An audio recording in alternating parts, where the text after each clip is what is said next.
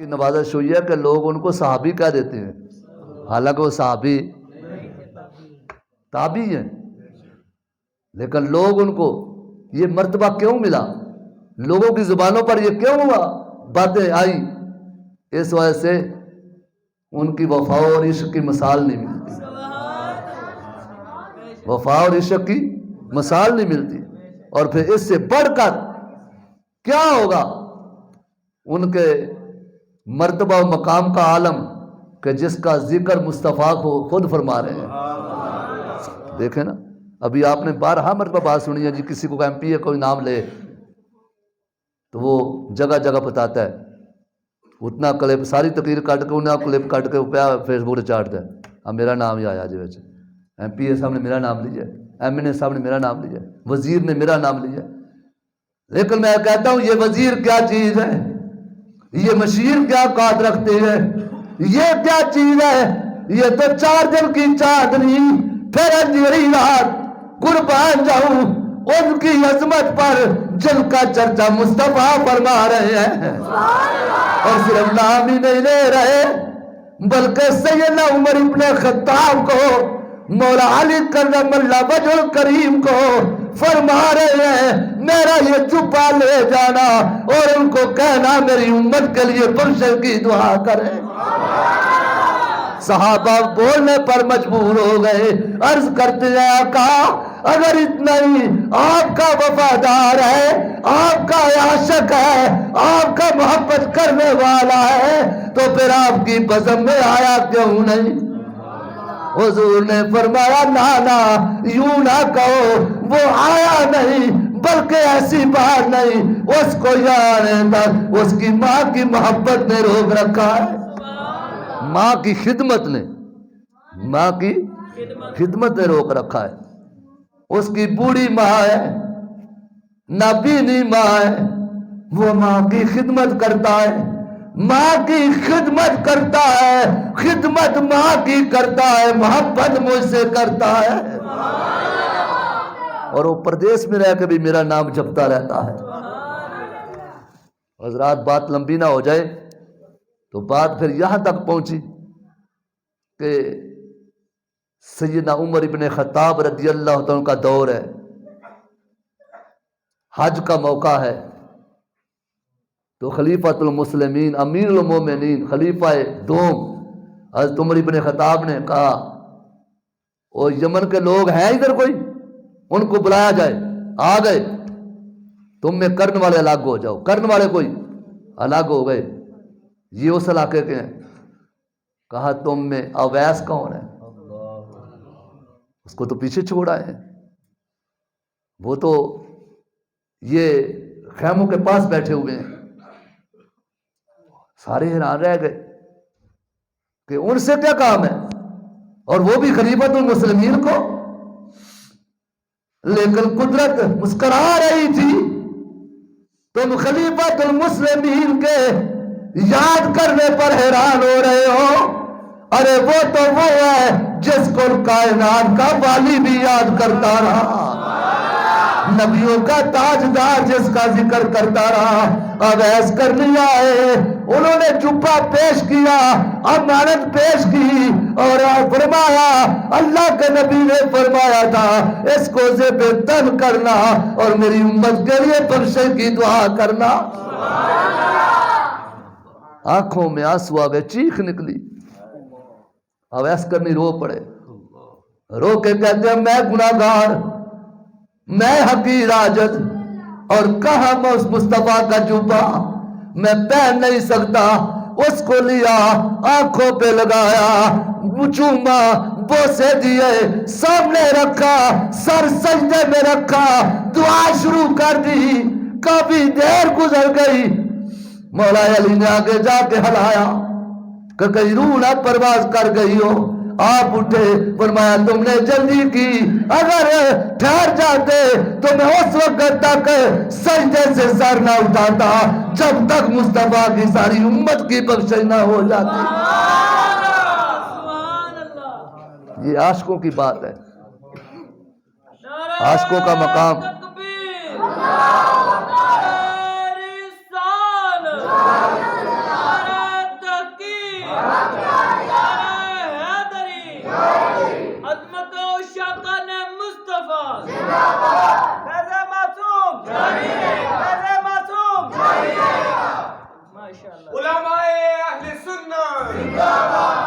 کبھی موقع ملا تو پھر میں پوری ڈیٹیل کے ساتھ سیدنا ویس کرنی کا ذکر کروں گا، اس عاشق کا، عاشقوں کے تاجدار کا، لیکن پیغام کے طور پر بات عرض کرتا ہوں، عاشق ہر دور میں ہے، آپ بھی بن سکتے ہیں، آپ میں بھی بڑے بڑے عاشق، ان کی مثالیں دیکھنی ہیں تو یہ لانگ مارچ میں آپ نے دیکھی ہوں گی۔ لانگ مارچ میں میں خود حیران رہ گیا، میں نے سوچا کہ پہلی مرتبہ جب لبیک کا مسئلہ چلا، مجھے پولیس والوں نے سب سے پہلے مجھے جا کے اٹھایا اور مجھے 2 مہینے اندر رکھا۔ جب پھر موقع آیا رمضان شریف کا، پھر مجھے انہوں نے گرفتار کر لیا۔ دل میں خیال ہے میں سکھی ہے کہ ہر وادی میں ہی گرفتار ہونا ہے، اس بار یہاں نہیں لانگ مارچ میں جائیں۔ پہلے بھی میں فیض آباد دھرنے میں بھی گیا، ہر جگہ دھرنوں میں شامل ہوتے رہے، اس لیے تو پکڑے جاتے ہیں، پھر تو کوئی نہیں ڈر ان کا۔ لیکن میں مومن کی وہ بات مجھے یاد آئی کہ مومن موت مانگتا آ جائے تو انکار بھی، یہ مومن کی شان ہے۔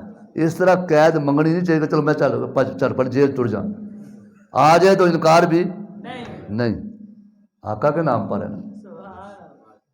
لیکن میں جب لانگ مارچ میں ناموس رسالت کے لانگ مارچ میں شامل ہوا نا تو میں حیران رہ گیا لوگوں کی محبتیں۔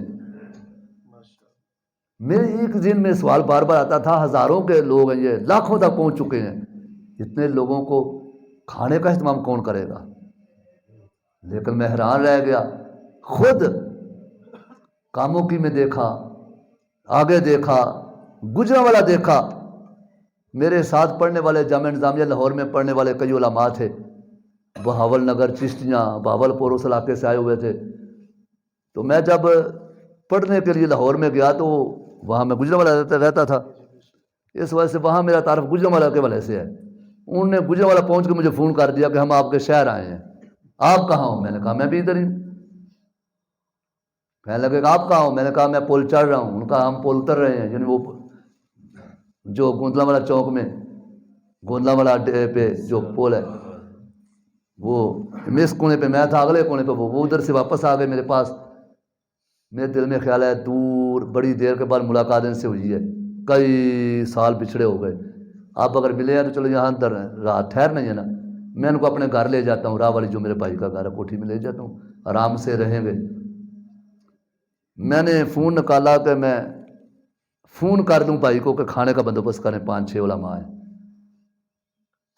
گھر میں، ہو سکتا ہے تو کریں ورنہ جلدی جلدی منگوائیں۔ ابھی میں یہ سوچ رہا تو کوئی ادھر سے آ رہا ہے کھانا لے کے، کوئی ادھر سے آ رہا ہے، اتنا کھانا آ گیا ہم ہاتھ جوڑتے تھے، بس ہم نے نہیں کھانا، یعنی یہ نہیں ہمیں سب کو، وہ بار بار لوگوں کا بس کرو بس کرو، وہ کوئی یہ تھوڑا سا قبول کر لو، میرا دل رہ جائے گا، میرا حوصلہ افزائی ہو جائے گی۔ پھر وہ بات ختم ہوئی، کوئی بوتل لے کے آ رہا ہے، کوئی جوس لے کے آ رہا ہے۔ ایک میں دیکھا وہ گزر رہا ہے، اس نے اتنا بڑا وہ کارٹن اٹھایا ہوا ہے، اس میں میڈیسنز ہیں اور کہہ رہا ہے پیناڈول، تھکاوٹ ہو گئی ہے، یہ گولی کھا کے آپ آرام سے سو سکتے ہو، پیناڈول پورا بڑا پتہ لوگوں کو بانٹ رہا ہے۔ ابھی یہ بات نہیں ختم ہوئی تو ایک بندہ اور آ گیا، کہنے لگا میں آپ کو مجبور نہیں کرتا، بہتر یہ ہے کہ آپ مجھے اپنا نمبر لکھواؤ، میں لوڈ کر دیتا ہوں، اگر نہیں نمبر مجھے دینے نہ دو مجھ سے پیسے پکڑتے جاؤ۔ وہ پیسے پکڑانا شروع ہو گئے۔ یہ صرف ہمیں ہی نہیں وہ کر رہے تھے، ہر طرف لوگوں کو پیسے بانٹ رہے ہیں، 200 400۔ مجھے ایک شاگرد نے فون کیا، وہ کہنے لگا کہ ایک بندہ آیا ہے، اس نے بڑی محبت سے آگے پڑھ کے تو 10,000 روپے مجھے پیش کر دیا۔ میں ڈبل مائنڈیڈ ہوں کہ یہ میرا ہے کہ تحریک کا ہے، میں مرکز میں جمع کرواؤں شورا کو کہ میں پاس رکھوں، کیا کروں؟ میں نے کہا کہ نہیں یہ آپ کے لیے، اگر وہ شورا کو دینا ہوتا تو شورا کے پاس جاتا، قیادت کے پاس جاتا، تو دھرنے کے اندر ایک عام بندہ ہے، اس نے تجھے دیا، یہ اس نے نہیں دیا، یہ مصطفیٰ نے دیا ہے، یہ آقا کرم فرما رہے ہیں۔ وہ 10,000 روپیہ اس نے لے لیا، 5,000 اس نے دوسرے ساتھی کو دے دیا، دونوں 5,000 رکھ لیا۔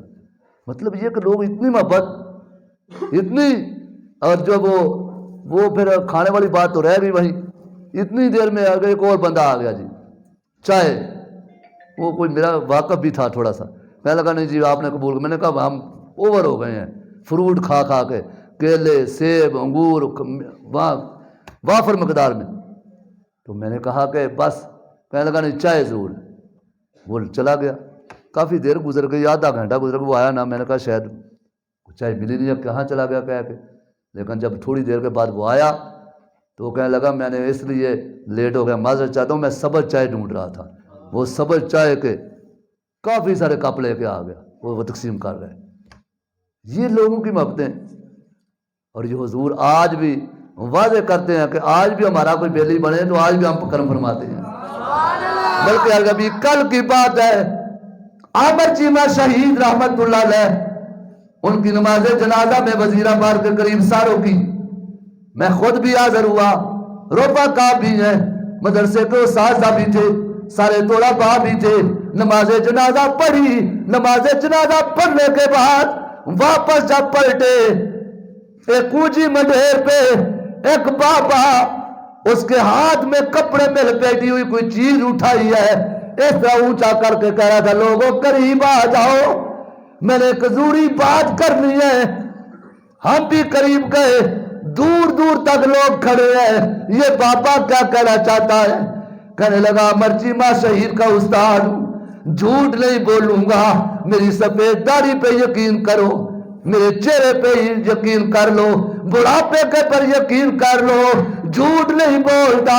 اگر پھر بھی تمہیں یقین نہیں آتا تو یہ میرے ہاتھ میں رب کا قرآن ہے, قسم اٹھا کے کہتا ہوں رات مجھے اللہ کے نبی کا دیدار ہو گیا ہے,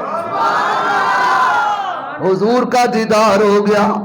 لجپال رسول تشریف فرمائے, ابو بکر بھی ہے, عمر بھی ہے, عثمان غنی بھی ہے, مولا علی بھی ہے, حسنین پاک بھی ہے. اتنی دیر میں سامنے سے عامر چیمہ شہید چلتا ہوا آ رہا ہے. جو ہی وہ قریب آیا حضور اٹھ کے کھڑے ہو گئے, فرمایا پیچھے ہٹ جو میرا غلام آ گیا ہے.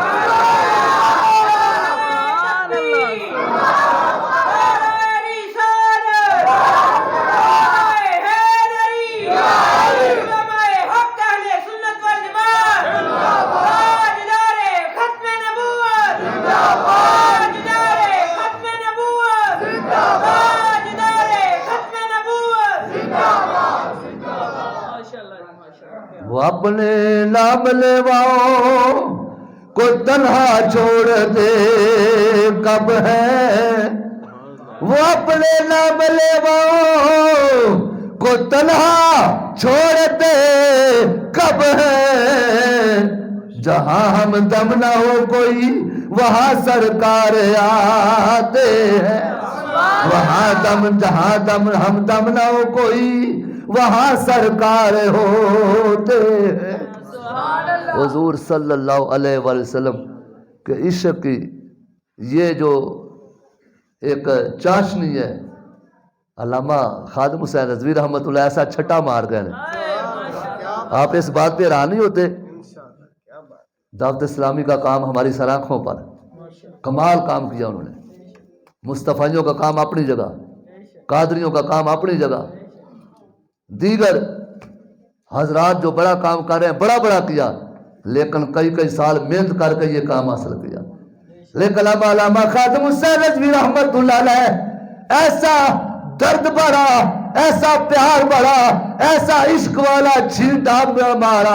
آج کارج کے نوجوان جو پہلے فیس بک پہ سوشل میڈیا پہ لوگوں کی بیٹیوں کو تنگ کرنے والے, لوگوں کی جوانیوں کو حملہ کرنے والے, ایک دوسرے کو گمراہ کرنے والے, ان چیزوں کو بھول کے ہر جگہ یہی نعرہ لگا رہے ہیں لبیک یا رسول اللہ, لبیک یا رسول اللہ, لبیک لبیک لبیک یا رسول اللہ, لبیک لبیک لبیک یا رسول اللہ, لبیک لبیک. تاجدار ختم نبوت حضرات ذی وقار, یہ اس لیے کمال ہے انہیں حضور کے عشق و محبت کی وہ جو ہے وہ شمع روشن کی ہے, لوگوں کو یہ شعور دیا ہے. یعنی مطلب نتیجہ کیا نکلا کہ نماز کا بڑا مقام ہے, نماز کا بڑا, حج کا بڑا مقام ہے, روزے کا بڑا مقام ہے, زکوٰۃ کا بڑا مقام ہے, ساری باتیں اپنی جگہ. لیکن اس وقت تک یہ فضول ہے جب تک عشق مصطفیٰ نہ ہوگا. اگر عشق مصطفیٰ ہو، اسی لیے مولانا ظفر علی خان وزیر آبادی نے کہا تھا کہ نماز اچھی، روزہ اچھا، حج اچھا، زکوٰۃ اچھی، مگر میں باوجود ان کے مسلمان ہو نہیں سکتا. نہ جب تک کٹ مروں خواجہ پتہ کی عزت پر، خدا شاہد ہے کامل میرا ایمان ہو نہیں سکتا. حضرات یہ وہ بات ہے کہ جو سب سے آگے لے جاتی ہے. پھر خواجہ قمر سیالوی کو بھی کہنا پڑتا ہے رحمۃ اللہ علیہ. آپ فرماتے ہیں کہ جب میں گیا غازی علم دین شہید رحمۃ اللہ علیہ کے پاس، تو ایسا ان کا مجھ پر روب داری ہو گیا کہ مجھے بات کرنے نہیں آ رہی تھی. میں کیا کروں اس سے بات؟ میں ملاقات کی تو میں حیران تھا کہ اس سے کیا بات کروں. کوئی بات مجھے سمجھ نہیں آ رہی تھی. مجھے اور کوئی بات نہ سمجھ تو میں نے سورہ یوسف پڑھنی شروع کر دی. میں نے کہا چلو قرآن ہی صحیح. کہتے ہیں میں اس وقت حیران رہ گیا کہ جب میں سمجھ رہا تھا کہ یہ بیچارہ ان پڑھ بندہ ہے، یہ تو قرآن بھی نہیں پڑھا، یہ تو نورانی قاعدہ نہیں پورا پڑھا، یہ تو بیچارہ ایسے ہی سادہ بندہ ہے، تو چلو میں قرآن پڑھتا ہوں برکت کے لیے، اس کو کیا پتا. کہتے ہیں رب کعبہ کی قسم میں حیران رہ گیا، جہاں میں بھولتا تھا وہ مجھے لقمہ دیتا تھا. میں نے کہا علم دین یہ کیا، تو نے قرآن کہاں پڑھا، کیسے پڑھا؟ کہنے لگا وہ حضور آ گئے اور آگے پڑھا گئے ہیں، حضور سے پڑھا ہے. حضرات ذی وقار یہ ایک پیغام ہے کہ آج بھی دلوں کے کشکول کھول دیے جائے تو آقا محبت کے ساتھ بھر دیتے ہیں، کرم فرما دیتے ہیں. میں بارے دیگر میں داد دیتا ہوں رانا محمد سلیم صاحب کو کہ جنہوں نے اپنے والد گرامی کے ایصال ثواب کے لیے یہ اچھا قدم اٹھایا اور آقا کے ذکر کی بزم سجائی، اور کل قیامت کو یہ کہہ سکیں گے کہ یا رسول اللہ میں نے تو ہر مشکل میں آپ کے نام کا سہارا لیا ہے. اور ان کے والد قبر میں بھی اللہ کی بارگاہ میں کہہ رہے ہوں گے کہ یا اللہ آج یہ میرے بیٹے نے جو میرے لیے عمل کیا ہے اس کا صلہ اتنا ہی دے جتنا تو اپنے محبوب کو عزت و اکرام عطا فرماتا ہے. یہ ان کا ذکر ہے. ابن ماجہ شریف کی حدیث ہے. کون سے حدیث ہے؟ کہ بندے کا یکدم درجہ بلند ہو جائے گا، یکدم درجہ بلند. وہ حیران ہو کے دیکھے گا یہ کیا ہوگا. تو اسے کہا جائے گا حیران نہ ہو، آج تیرے بیٹے نے تیرے ایصال ثواب کے 2 نفل پڑھے ہیں، تیرے لیے دعا مانگی ہے، تیرے لیے قرآن خوانی کی ہے، تیرے لیے صدقہ جاریہ کیا ہے، بیٹے نے عمل کیا ہے، اس لیے تیرا درجہ بلند ہو گیا ہے، تو یہ مقام مل گیا. اللہ تعالی ہمیں اپنے فوج شدگان کو بھی یاد رکھنے کی توفیق عطا فرمائے. میں نے ایک جملہ تقریر کرتے ہوئے اپنے مترا والی میں بھی کہا تھا. ہمارے مترا والی جانوں ایک گروہ نا بڑا جوش آیا قبرستان سوارن تھا. وہ کی بار بار ہر بندے کو امداد مانگ کر آنے جنت بنائیے نو، آؤ قبرستان جنت بنائیے. انہوں نے سنوار دیا، مٹی ڈالی ہے، کیاریاں بنائی ہیں، پھول بوٹے لگوائے ہیں، بڑا کچھ کر رہے ہیں، موٹر بھی لگوا دیا، جگہ جگہ ٹوٹیاں لگوا دی ہیں، لائٹیں جلا دی ہیں. تو میں نے ان کو کہا تھا یہ سارا کچھ ٹھیک ہے لیکن یہ قبر کے اوپر ہے. ایسے عمل کرو کہ جو قبر کے اندر روشنی پیدا کرے، وہ کام کرو کہ جو قبر کے اندر. یہ قبر سنوار دی یہ تو صرف قبر کا ادب ہو گیا، چلو اچھی بات ہے، لیکن یہ قبر تک اوپر تک ہے. لیکن ایسا عمل کرو کہ قبر کے اندر بھی روشنیاں پیدا ہو جائیں. اللہ عمل کی توفیق عطا فرمائے.